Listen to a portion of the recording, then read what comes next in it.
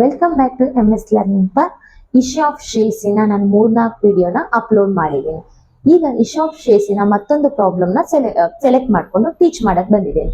So ಈ problem ಯಾವ್ದು ಬಗ್ಗೆ ಸಂಬಂಧಪಟ್ಟಿದೆ ಅಂದ್ರೆ ಡಿಸ್ಕೌಂಟ್, ಇಶ್ಯೂ ಆಫ್ ಶೇರ್ಸಿನ ಡಿಸ್ಕೌಂಟ್ ಪ್ಲಸ್ ಜೊತೆಗೆ ಅರಿಯಸ್ ಇದೆ. ಓಕೆ, ಡಿಸ್ಕೌಂಟ್ ಮತ್ತೆ ಅರಿಯಸ್. ಡಿಸ್ಕೌಂಟ್ ಅಂದ್ರೆ ಏನು? ಒಂದು ಫೇಸ್ ವ್ಯಾಲ್ಯೂಗಿನ್ನ ಶೇರ್ ಫೇಸ್ ವ್ಯಾಲ್ಯೂಗಿನ್ನ ಕಡಿಮೆ ಪ್ರೈಸ್ಗೆ ಇಶ್ಯೂ ಮಾಡೋದನ್ನ ಡಿಸ್ಕೌಂಟ್ ಅಂತ ಕರಿತೀವಿ.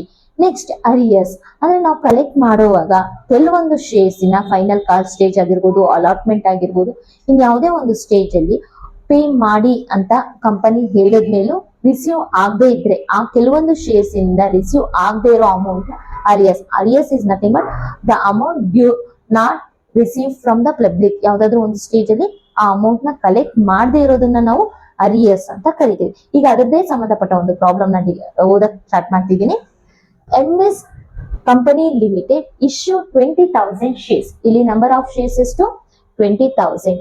Equity shares 100 each at the discount of 5.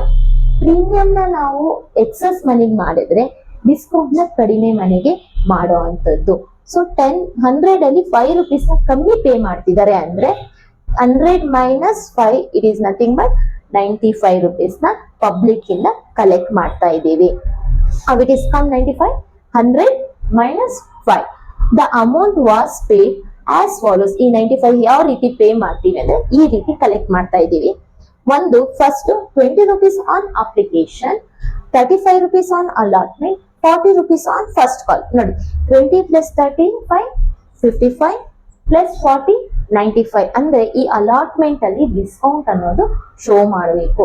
So general entries ಹಾಕಕ್ ಮುಂಚೆ ನೀವು ಒಂದು ಕಡೆ ಇದನ್ನ ಮೆನ್ಷನ್ ಮಾಡ್ಕೊಳ್ಳಿ, ಅಲಾಟ್ಮೆಂಟ್ ಅಲ್ಲಿ ಡಿಸ್ಕೌಂಟ್ ಇದೆ.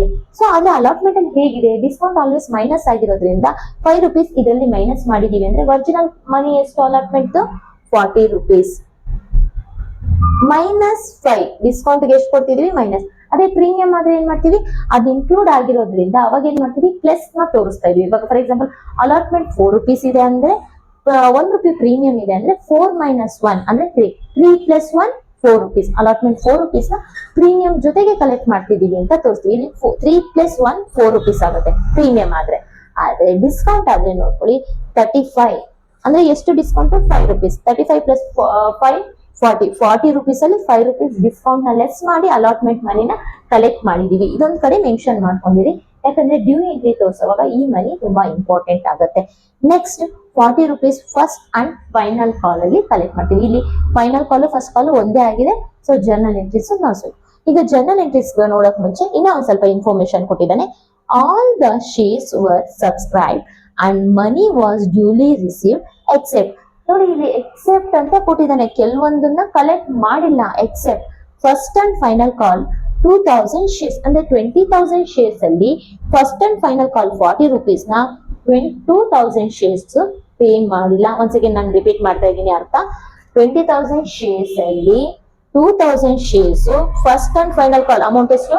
40 rupees. ಅಂದ್ರೆ ಅವರು 20 rupees ಪೇ ಮಾಡಿದ್ದಾರೆ, 35 rupees ಪೇ ಮಾಡಿದ್ದಾರೆ. ಆದ್ರೆ 40 rupees ನ ಓನ್ಲಿ 2000 ಶೇರ್ಸ್ ಪೇ ಮಾಡಿಲ್ಲ. ಉಳಿದಿರೋ ಅಂತ ಎಷ್ಟು ಜನ ಪೇ ಮಾಡಿದ್ದಾರೆ?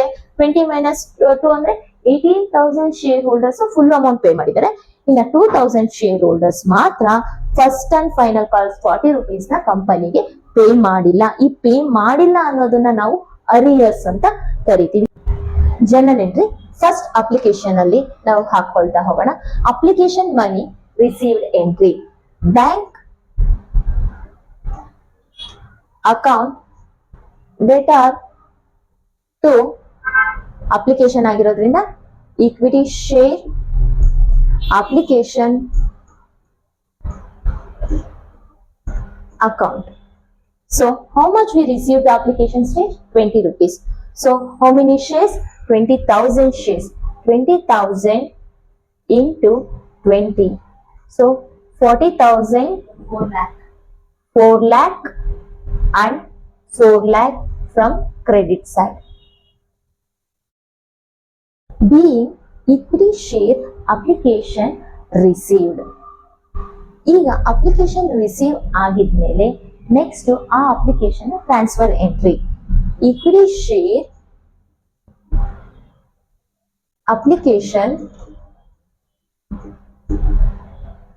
ಅಕೌಂಟ್ ಡೇಟಾ ಟು ಎಲ್ಲಿ ಟ್ರಾನ್ಸ್ಫರ್ ಮಾಡ್ತೀವಿ ಅಂದ್ರೆ ಈಕ್ವಿಟಿ ಶೇರ್ ಕ್ಯಾಪಿಟಲ್ಗೆ ಟ್ರಾನ್ಸ್ಫರ್ ಮಾಡ್ತೀವಿ. Equity share capital account. The same money we transfer to equity share capital. Application ಇಂದ 4 lakh ನ ರಿಸೀವ್ ಮಾಡಿದೀವಿ. ಸೊ ಸೇಮ್ ಅಮೌಂಟ್ ನ ನಾವು ಟ್ರಾನ್ಸ್ಫರ್ ಮಾಡ್ತಾ ಇದೀವಿ 4 lakh. B, equity share application money transferred to equity share capital account. Once again I repeated, equity share application money transferred to equity share capital account. ಈಗ application stage is over ಅಂದ್ರೆ 2 journal entry ಆಗಿದ ತಕ್ಷಣ application complete ಆಗಿದೆ. Next ಇರೋದು allotment. ನೋಡಿ ಇಲ್ಲಿ discount ಇದೆ. Allotment discount ಇದ್ದವಾಗ due ಎಂಟ್ರಿಯಲ್ಲಿ ನಾವು ಡಿಸ್ಕೌಂಟ್ ನ ನಾವು ಮೆನ್ಷನ್ ಮಾಡಬೇಕು. ಈಕ್ವಿಟಿ ಶೇರ್ ಯಾವ stage? Allotment. Allotment account debtor. Again discount on equity share account debtor to equity share capital account. Once again I repeated the discount ಯಾವ ತರ ತೋರಿಸಬೇಕು ಅಂದ್ರೆ equity share allotment, discount on equity share to equity share capital. ಈಗ amount ಹೇಗೆ ಬರೆಯೋದು ಅಂತ ನೋಡ್ತೀನಿ. Number of shares is common. ಎಷ್ಟು ಶೇರ್ಸ್ ಇದೆ? 20,000. 20,000 ಇಂಟು ಎಷ್ಟು ಅಲಾಟ್ಮೆಂಟ್ ಇಂದ ಕಲೆಕ್ಟ್ ಮಾಡಿದೀವಿ? 35 rupees ನ ಕಲೆಕ್ಟ್ ಮಾಡಿದೀವಿ ಇಂಟು 35 ಮತ್ತೆ ಡಿಸ್ಕೌಂಟ್ ಎಷ್ಟು? 5 rupees. 20,000 into 5. 20,000 into 35 ಅಂದವಾಗ ನಮಗೆ ಅಮೌಂಟ್ ಬಂದು 7 lakh rupees ಆಗುತ್ತೆ.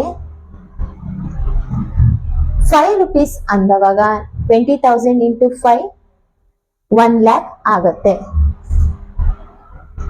ಸೊ 35 rupees ಅಲಾಟ್ಮೆಂಟ್ ಮನಿ 20,000 ಗೆ, 5 rupees ಡಿಸ್ಕೌಂಟ್ 20,000 ಗೆ ಆಗುತ್ತೆ. ಟೋಟಲ್ ಇಶ್ಯೂ ಆಫ್ ಶೇರ್ ಗೆ ಎಷ್ಟು ಬರುತ್ತೆ? 8 lakh rupees ಬರುತ್ತೆ. 7 plus 1 8 lakh rupees ಬರುತ್ತೆ.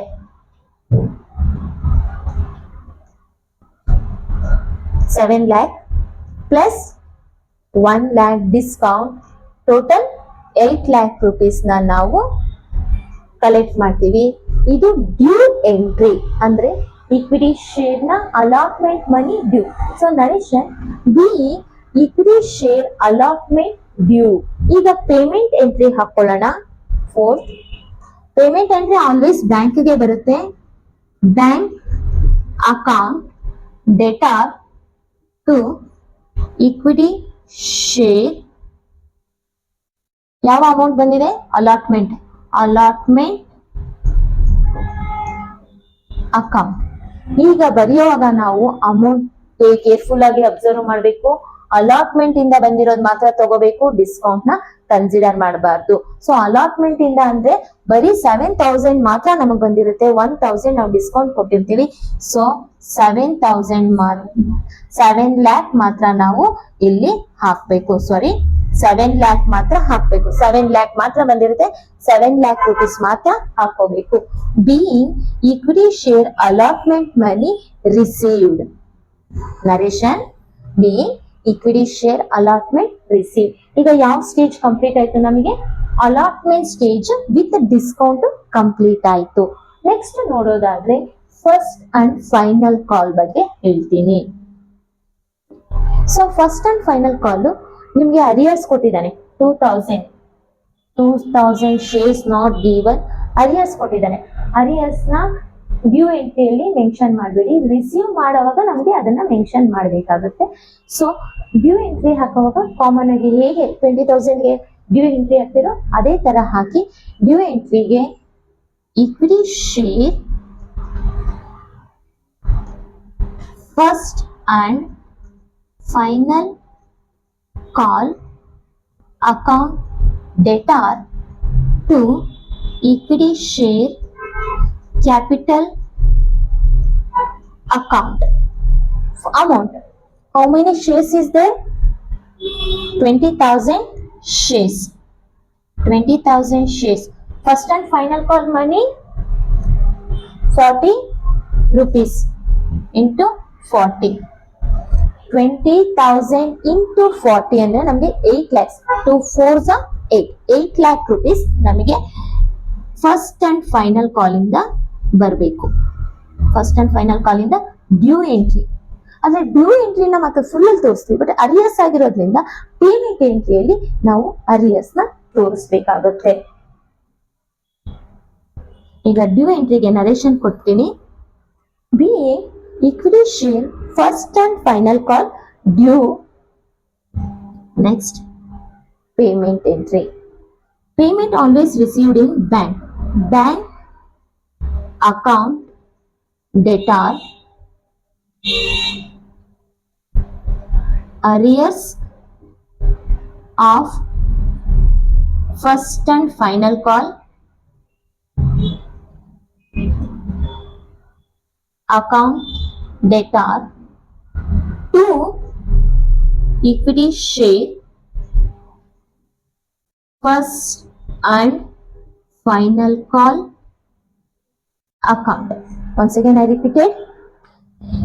Bank account debtor arrears of first and final call account debtor to equity share first and final call account. Bank ಗೆ ಇಲ್ಲಿ ನೋಡಿ ನಂಬರ್ ಆಫ್ ಶೇರ್ಸ್ ಎಷ್ಟಿದೆ? 20,000. 20,000 ಅಲ್ಲಿ ಎಷ್ಟು ಶೇರ್ಸ್ ಪೇ ಮಾಡಿಲ್ಲ? 2,000. 20 minus 2 ಅಂದಾಗ ನಮ್ಗೆ ಎಷ್ಟು ಶೇರ್ಸ್ ಪೇ ಮಾಡಿರೋದು ಗೊತ್ತಾಗುತ್ತೆ. 18,000 ಶೇರ್ಸ್ ನಮಗೆ ಪೇ ಮಾಡಿದ್ದಾರೆ. 18,000 ಶೇರ್ಸ್ ನಮಗೆ ಪೇ ಮಾಡಿದ್ದಾರೆ. ಎಷ್ಟು ಜನ ಪೇ ಮಾಡಿಲ್ಲ? 2,000. ಪೇ ಮಾಡ್ದಿರೋರ್ನೇ ತಾನೇ ನಾವು ಅರಿಯರ್ಸ್ ಅಂತ ಹೇಳ್ತೀವಿ. ಸೊ ಅರಿಯರ್ಸ್ ಪೇ ಮಾಡ್ದಿರೋರು 18,000, ಇಲ್ಲಿ 2,000 ಇದೆ. 18 plus 2 20,000 ಆಗುತ್ತೆ. ಪೇ ಮಾಡಿರೋದ್ರ ಜೊತೆಗೆ ನಮ್ಮ ಅಮೌಂಟ್ ನ ಮಲ್ಟಿಪ್ಲೈ ಮಾಡಬೇಕು. ಫಸ್ಟ್ ಅಂಡ್ ಫೈನಲ್ ಕಾಲ್ಗೆ ಎಷ್ಟು ರೂಪೀಸ್ ಇದೆ? 40,000 rupees ಇದೆ. 40 rupees ಇದೆ. ಇಲ್ಲಿ 40 rupees, ಇಲ್ಲಿ 40 rupees ಹಾಕೋಬೇಕಾಗುತ್ತೆ. 18,000 plus into 40. ಸೊ 40,000 ಅಂದವಾಗ ನಮ್ಗೆ 7,20,000 rupees ರಿಸೀವ್ ಮಾಡ್ಕೊಂಡಿದೀವಿ. ಮತ್ತೆ ರಿಮೈನಿಂಗ್ 80,000 ನಾಟ್ ರಿಸೀವ್ಡ್ ಅಂದ್ರೆ ಅರಿಯರ್ಸ್ ಆಗಿದೆ. So 72,000 plus 80,000, 7,20,000 plus 80,000 is equal to 8 lakh. So 8 lakh ನಮಗೆ ಬರ್ಬೇಕಿತ್ತು, ಬಟ್ ನಮಗ್ ಬಂದಿರೋದು 72. ಬರ್ದೇ ಇರೋ ಅಮೌಂಟ್ 80,000. ಸೊ ಅರಿಯರ್ಸ್ ನ ನಾವು ಇಲ್ಲಿ ಮೆನ್ಷನ್ ಮಾಡಿದೀವಿ. ಸೊ ಇನ್ನೊಂದ್ಸತಿ ಹೇಳ್ಬಿಡ್ತೀನಿ, ನೋಡ್ಕೊಳ್ಳಿ. ಅರಿಯರ್ಸ್ ರಿಸೀವ್ ಎಂಟ್ರಿಯಲ್ಲೇ ತೋರಿಸಬೇಕಾಗುತ್ತೆ. So bank account debtor, 80 account debtor arrears of first and final call account debtor to equity share first and final call account ಆಗಿರುತ್ತೆ. ಇಲ್ಲಿ ನೆಕ್ಸ್ಟ್ ಅಮೌಂಟ್ ಹಾಕುವಾಗ ಬಿ ಕೇರ್ಫುಲ್. ಅನ್ಪೇಡ್ ಅವ್ನು ಕೊಟ್ಟಿರೋದಿಲ್ಲ, ಬಟ್ ನಾವು ಪೇ ಮಾಡಿರೋರ್ನ find out ಮಾಡೋದು ಹೇಗೆ ಅಂದ್ರೆ 20 minus 2. ಪೇ ಮಾಡಿರೋರು ಎಷ್ಟು? 18,000. ಪೇ ಮಾಡದೇ ಇರೋರು 2,000. ಟೋಟಲ್ 20,000. ಇನ್ನ 40 into 40 ಅಂದ್ರೆ ಅಮೌಂಟ್ ಏನಿದೆ ಫಸ್ಟ್ ಅಂಡ್ ಫೈನಲ್ ಕಾಲ್ ಆ ಅಮೌಂಟ್ ನ ಹಾಕೋಬೇಕು. 18 into 40 ಅಂದ್ರೆ 7,20,000 ಮತ್ತೆ 2,000 into 40 ಅಂದ್ರೆ 80,000. ಬಂದಿರೋದು 7,20,000, ಬರ್ದೇ ಇರೋ ಅಮೌಂಟ್ ಅರಿಯರ್ಸ್ ಆಗಿರೋದು 80,000. ಸೊ ಇದಿಷ್ಟು ಜರ್ನಲ್ ಎಂಟ್ರೀಸ್ ನ ಹಾಕಿದ್ರೆ ನೀವು ಪ್ರಾಬ್ಲಮ್ ನ ಕಂಪ್ಲೀಟ್ ಮಾಡಿರೋ ತರ ಆಗುತ್ತೆ. ಸೊ ಈಗ first and final call complete ಆಗಿದೆ. Thank you for watching MS learning path. ನಿಮ್ಗೆ ಏನಾದ್ರೂ ಒಂದು ಡೌಟ್ಸ್ ಇದ್ರಲ್ಲಿ ಅರೈಸ್ ಆಗಿದೆ ಬಂದಿದೆ ಅಂದ್ರೆ ಪ್ಲೀಸ್ ಕಮೆಂಟ್ ಬಾಕ್ಸ್ ಅಲ್ಲಿ, ಅಥವಾ ಮ್ಯಾಮ್ ಇದು ಹೇಗ್ ಬಂತು ಅಂತ ಕಮೆಂಟ್ ಬಾಕ್ಸ್ ಅಲ್ಲಿ ಮೆನ್ಷನ್ ಮಾಡಿ. ಮೋರ್ ವಿಡಿಯೋಸ್ ನ ಅಪ್ಲೋಡ್ ಮಾಡ್ತಾ ಇದ್ದೀನಿ, ಪ್ಲೀಸ್ ವೇಟ್ ಅಂಡ್ ವಾಚ್. ಮತ್ತೆ ಈ ವಿಡಿಯೋಸ್ ನಿಮ್ಮ ಬೆನಿಫಿಟ್ ಆಗಿ ನಿಮ್ಮ ಫ್ರೆಂಡ್ಸ್ ಗೆ ಬೆನಿಫಿಟ್ ಆಗೋದ್ರಿಂದ ನಿಮ್ಮ ಫ್ರೆಂಡ್ಸ್ ಗೆ ಈ ವಿಡಿಯೋನ ಶೇರ್ ಮಾಡಿ. ಮತ್ತೆ ನಿಮ್ಗೆ ಇಷ್ಟ ಆದ್ರೆ ಲೈಕ್ ಕಮೆಂಟ್ ನ ಕೊಡಿ. Thank you for watching MS learning path.